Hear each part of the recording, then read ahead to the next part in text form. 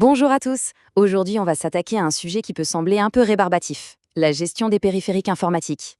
Mais on va voir qu'avec GLPI, on peut transformer cette tâche, parfois vue comme une corvée, en un véritable atout stratégique pour la gestion de parc. Allez, c'est parti, on plonge dans GLPI. Alors, quel est le programme? On va commencer par la base, pourquoi est-ce que c'est important de gérer tout ça? Ensuite, on passera à la pratique, comment ajouter un périphérique et bien l'identifier. On parlera aussi du suivi, de l'attribution et d'un outil super puissant, les entités.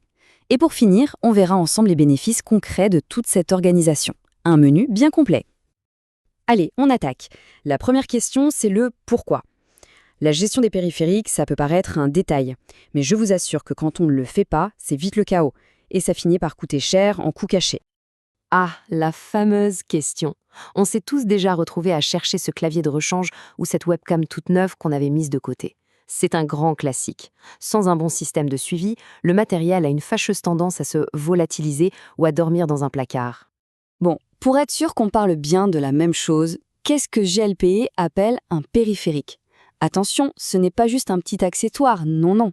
C'est vraiment tout ce qui vient compléter un poste de travail. Les claviers, les souris, bien sûr, mais aussi les scanners, les casques, les tablettes graphiques. Bref, la liste est longue. Et là, on touche au cœur du sujet. Enregistrer ces équipements, ce n'est pas juste pour faire joli dans un tableau. En fait, ça répond à 4 objectifs vraiment importants. 1. Avoir un inventaire fiable. 2. Savoir précisément qui a quoi. 3. Optimiser les dépenses, donc éviter de racheter ce qu'on a déjà.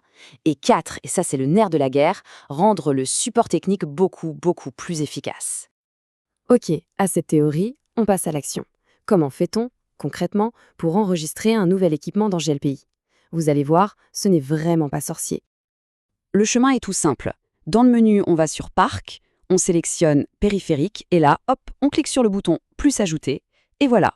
En 3 petits clics, on y est, prêt à remplir la fiche de notre nouvel équipement. Bon, maintenant qu'on a ce formulaire sous les yeux, la première mission, c'est de donner une vraie carte d'identité à notre matériel. C'est la base de tout. Si on fait ça bien, le reste suivra tout seul. Pour ça, il y a 4 champs qui sont absolument fondamentaux. Le nom, pour qu'on sache de quoi on parle, le statut, pour savoir s'il est utilisé, en stock ou en réparation, le lieu, pour savoir où il se trouve physiquement, et enfin le type pour le ranger dans la bonne catégorie. Avec ça, on a déjà une base solide. Ah, et une petite subtilité qui a son importance, la différence entre fabricant et marque. Ce n'est pas toujours la même chose. Le fabricant, c'est celui qui a produit l'objet, tandis que la marque, c'est le nom commercial. GLPI permet de faire la distinction, et c'est vraiment pratique pour un inventaire ultra précis. Parfait, notre périphérique est maintenant bien identifié. Il faut répondre à 2 autres questions cruciales. Qui en est responsable et comment on le suit de manière unique sans aucune erreur possible? Et pour ce suivi unique, il y a une information magique, le numéro de série. C'est un peu l'empreinte digitale de l'équipement, il n'y en a pas 2 pareils. Et croyez-moi, ce numéro, il est absolument capital. Sans lui, impossible de faire jouer une garantie ou d'être certain à 100% de quel appareil on parle lors d'une panne. Bref, c'est une information à ne jamais oublier de renseigner. Ensuite, l'attribution. À qui est destiné ce matériel? GLPI nous facilite la vie avec des champs pour lier le périphérique soit à un utilisateur en particulier, soit à tout un groupe. Et l'intérêt est énorme. D'une part, ça clarifie les responsabilités. On sait qui a quoi. D'autre part, et c'est un gain de temps fou pour le support, quand un utilisateur ouvre un ticket, le technicien voit immédiatement tout le matériel qui lui est associé. C'est direct, c'est efficace. Maintenant, pour ceux qui travaillent dans des organisations un peu plus grandes, avec plusieurs services ou plusieurs sites, GLPI a une arme secrète pour éviter que l'inventaire ne devienne un vrai fouillis.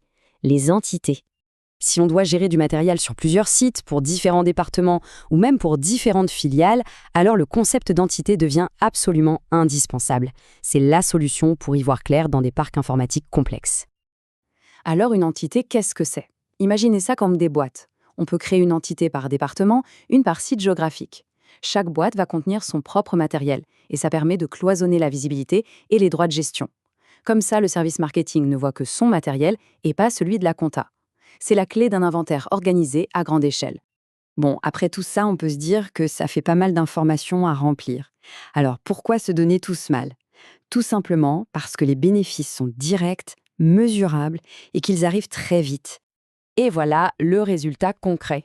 Chaque minute passée à bien documenter un périphérique se traduit par une traçabilité parfaite, moins de temps perdu à chercher du matériel, un support qui résout les problèmes bien plus vite et une meilleure vision pour planifier les achats. C'est un vrai cercle vertueux. Alors pour conclure, une question à méditer. Maintenant que chaque périphérique a une place, une fonction bien définie, comment est-ce que cette nouvelle clarté peut changer les flux de travail au quotidien? En apportant de la structure, là où il y a souvent un angle mort, on ouvre la porte à de nouvelles optimisations. Merci beaucoup d'avoir suivi cette analyse détaillée.